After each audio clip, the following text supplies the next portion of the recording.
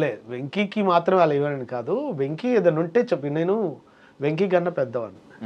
నన్ను వెంకీ రామన్న రామన్న అంటుంటాడు. నేనేమంటా అంటే ఇప్పుడు నాకు కన్నా చిన్నవాళ్ళే కావచ్చు, టాలెంట్ అయినా కాదు, ఏ విషయంలో కదా మనం రెస్పెక్ట్ ఇస్తున్నప్పుడు మనం కూడా ఎదుటి వాళ్ళ టైం వేస్ట్ చేయొద్దు అనేది.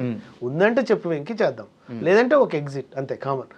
నువ్వు ఒకవేళ ఇవ్వకున్నా సరే ఎందుకు ఇవ్వట్లేదు ఏంటి అనే పాయింట్ నాకు రైజ్ చేయడం ఇష్టం ఉండదు. కానీ ఏదైనా సందర్భం వచ్చి స్టక్కున మళ్ళీ ఎప్పుడైనా కలిసినప్పుడు అన్నావు లాస్ట్ టైం కూడా అలా అన్నావు ఏమైంది అని మాత్రం రైజ్ చేస్తా.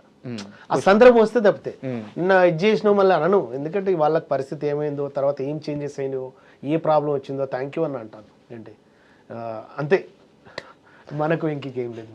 ఓకే, ఇప్పుడు జబర్దస్త్ చూస్తున్నారా? లేదు, ఓపెన్ చెప్పండి. లేదు అస్సలు నేను ప్రామిస్ చెప్తాను జబర్దస్త్ చూడట్లేదు. ఎన్ని ఇయర్స్ అవుతుంది జబర్దస్త్ చూసి? చాలా సంవత్సరాలు అవుతుందన్న నేను జబర్దస్త్ చూడక. అని అప్పుడు మా జబర్దస్త్ తర్వాత ఎక్స్ట్రా వచ్చింది, ఎక్స్ట్రా జబర్దస్త్ 2 నడుస్తున్నాయి. ఆ తర్వాత నేను చాలా చూడక. అంత బాధ పెట్టిందా మిమ్మల్ని జబర్దస్త్? బాధ పెట్టింది అన్నది కాదన్న. ఇప్పుడు ఆ ప్రోగ్రామే. ఇప్పుడు మామూలుగా ప్రోగ్రామ్ చూసేవాళ్ళు ఎవరైనా సరే రిలాక్స్ కోసం చూస్తుంటారు, ఇది చేస్తుంటారు. మేము అక్కడ చేసాము, బయటకు వచ్చాము. బయటకు వచ్చిన తర్వాత ఇవి వెంటాడుతుంటాయి మనల్ని.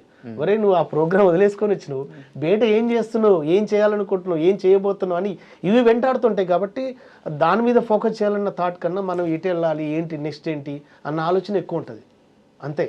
జబర్దస్త్ ఏదో ఎప్పుడైనా సందర్భం వచ్చి మళ్ళీ మొన్న రిపీటెడ్గా వస్తున్నాయి ఇప్పుడు.